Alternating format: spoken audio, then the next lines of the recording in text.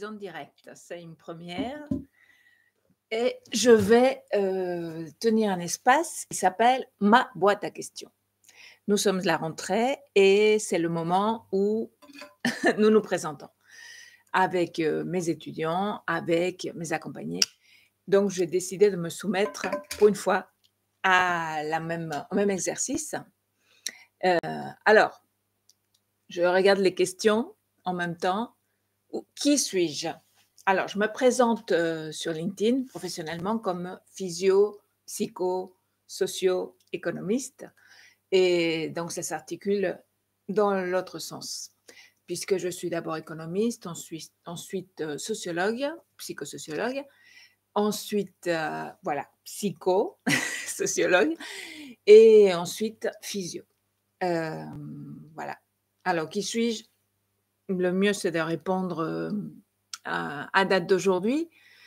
Donc aujourd'hui, je suis à cette étape qui est plutôt physio, c'est-à-dire que je reviens étudier le corps, étudier comment faire en sorte que notre corps puisse accompagner notre esprit le plus longtemps possible.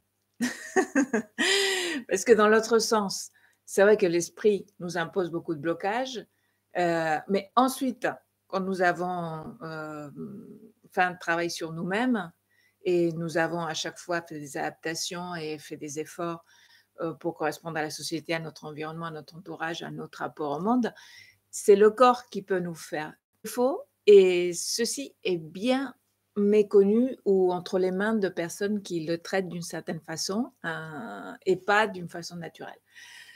D'une façon naturelle, je veux dire que malheureusement, que ce soit pour la psychologie comme pour donc la somatologie, les développements ont fait que on essaye de réparer, soigner, administrer essentiellement des drogues. Donc c'est quelque chose qui n'est pas souhaitable. Nous le savons aujourd'hui avec les effets secondaires que ça peut avoir. Donc revenir au naturel, c'est pas revenir aux cavernes, hein, à l'âge des cavernes. Oui, j'avais prévu même vous faire le waouh. Voilà. Voilà, bon, ça c'est ma bêtise. Ça c'est ma bêtise. C'est pas revenir aux cavernes, c'est tout le contraire. C'est qu'il y a une connaissance du corps et essentiellement des hormones qui est aujourd'hui plus développée. Alors, c'est vraiment dans la continuité de ma formation psychologique, psychanalytique, qui parle d'excitation, de pulsion, enfin de tout ce qui nous motive au niveau de notre développement psychique. Ça part de pulsion, enfin d'excitation. C'était la découverte de Freud. Et ces excitations existent puisque les recherches les plus avancées concernent nos hormones et les solutions ne sont pas médicales, mais plutôt naturelles, en effet. Donc, c'est la formation que j'ai entreprise et c'est la consultation que je propose aujourd'hui. Donc, ça, c'est qui je suis, moi, aujourd'hui. Où vais-je? Voilà, j'avance. Excusez-moi, je suis pas habituée. Donc, c'est un petit peu lourd. Où vais-je? Bonne question. Je vais vers tout le contraire de l'excitation. Si l'excitation, ça a été la stimulation pendant très longtemps, aujourd'hui, c'est vrai que au terme de mon analyse, mon autostimulation, mes affects, tout ce qui me débordait sont beaucoup plus sereins, mais que l'excitation vient plutôt à l'extérieur. Et ça, nous le vivons tous. Donc, où vais-je? Oui, vers la jeunesse, pas la mienne, mais celle qui prend le relais.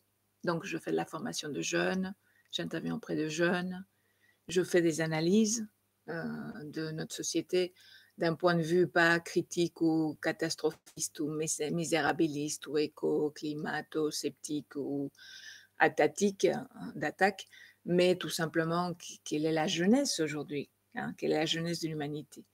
Donc, bon, deux voies pour l'instant, hein, Aussi bien mes interventions en formation que de la recherche, hein, donc des articles que je fournis aux différentes revues et aussi de la fiction. Donc je me suis initiée au roman jeunesse, très récemment, donc j'espère que ça va marcher. Alors, question d'après, regret ou projet? Non, regret versus projet, d'accord, oui, ça rime.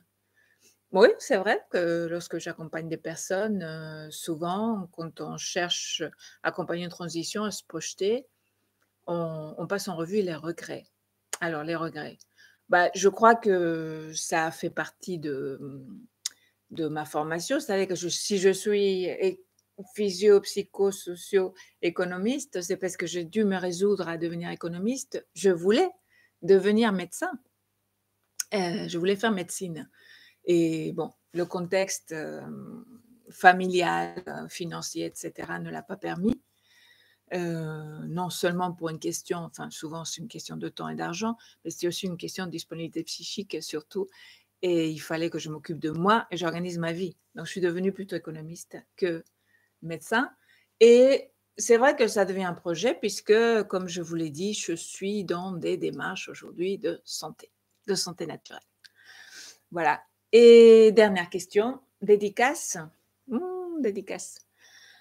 Heu, jeunesse, jeunesse, jeunesse. Donc je dédie cette, boîte à questions que je compte poursuivre, j'espère avec vos questions. Je dédie à mes filles, à mes 2 filles, Carla et Lisa, à mes élèves, à tous les jeunes que j'ai vus passer dans mes cours et que je continuerai à voir, et à mes petits-enfants bientôt, j'espère.